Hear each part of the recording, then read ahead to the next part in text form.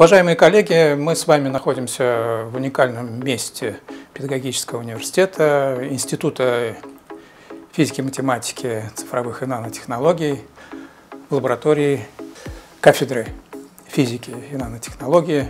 Эта лаборатория и научная, и образовательная. Создана она была во второй половине прошлого года, совершенно новая, и создана она по современнейшим, новейшим технологиям. Лаборатория территориально делится на две части. Здесь часть офисная, в которой есть рабочие места для ученых, студентов, где можно обрабатывать полученные результаты, проводить какие-то семинарские занятия и даже небольшие эксперименты.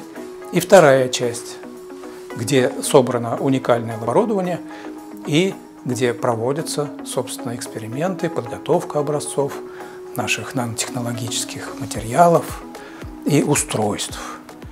В этой комнате создана специальная система кондиционирования, поддерживающая и влажность, и температуру постоянную, независимо от того, что у нас в коридоре, независимо от того, что у нас на улице. Вот я стою, казалось бы, на обычном полу, но это необычный пол. Здесь специальная многослойная система, это действительно система, которая позволяет создать в комнате антистатические условия. Здесь у нас собрано оптическое оборудование для исследования фотопроводимости, для исследования спектральных характеристик наших образцов. Само по себе оборудование очень интересное, позволяет нам мобильно переключаться с одной задачи на другую задачу.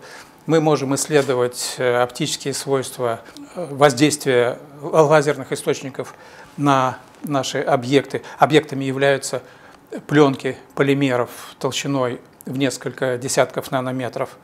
Здесь же мы можем исследовать их спектральные характеристики в видимой области спектра. Можно проводить предварительные исследования по электрофизике, а можно совмещать это все вместе. При изучении сверхмалых объектов или объектов, которые обладают размерными эффектами, чрезвычайно важно знать структуру этих объектов. Важно знать морфологию и важно знать однородность, насколько хороши наши объекты с точки зрения поставленной задачи. И вот для этого мы используем такие методы, как зондовую микроскопию. И вот здесь вот у нас представлен один из таких микроскопов зондовых, который может проводить измерения в двух опциях в виде атомно-силового микроскопа и в виде сканирующего туннельного микроскопа. Этот микроскоп, несмотря на его такой вот неказистый вид, может дать нам информацию об объекте с атомарной точностью, с атомарным разрешением, причем работая на воздухе. По каким-то задачам он может заменить нам даже такой сложный объект, сложный прибор, как электронный микроскоп. Мы работаем с объектами многослойными.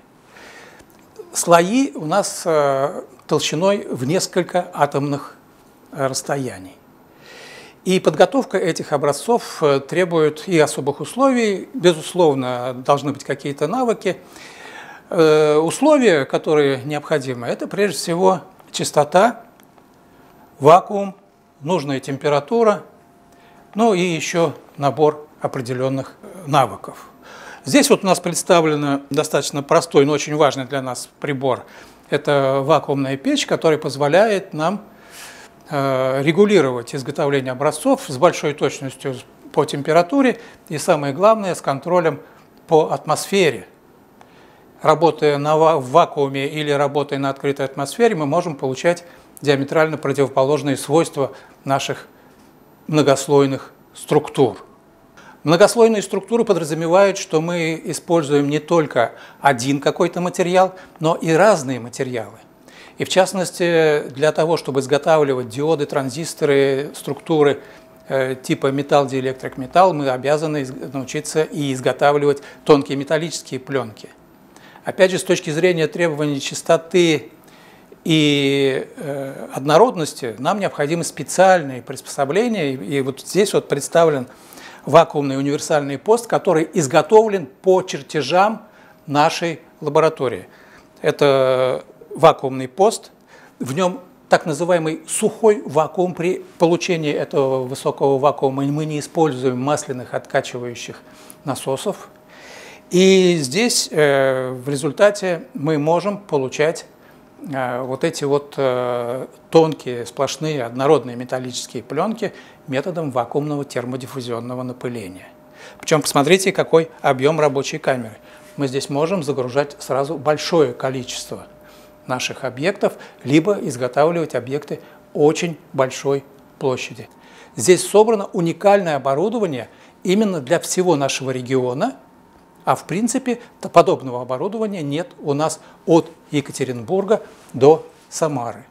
Сейчас мы с вами находимся еще в одной нашей лаборатории. Здесь реализован тот же самый принцип. Здесь представлено оборудование, которого нет в регионе, и который представляет большой интерес для исследования в области физики конденсированного состояния. И, конечно же, большой интерес представляет это оборудование с точки зрения познания самой физики, принципов работы современного оборудования, ну и обучения студентов и аспирантов.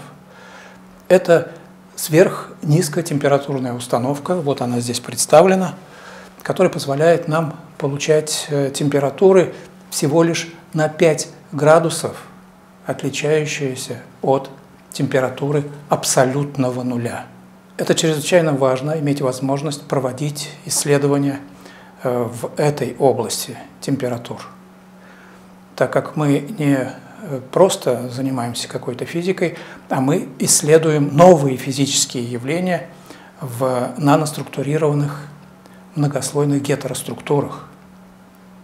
Здесь у нас представлено не только вот это оборудование, оно уникальное, поставлено нам американской фирмой. Этот аппарат мы разрабатывали, техническое задание составляли сами и согласовывали с ними.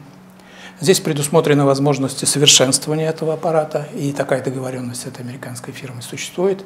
Здесь же еще и есть измерительные приборы, которые позволяют нам измерять токи электрические вплоть до нескольких пикоампер, то есть когда этот ток сформирован за счет буквально нескольких сотен тысяч электронов.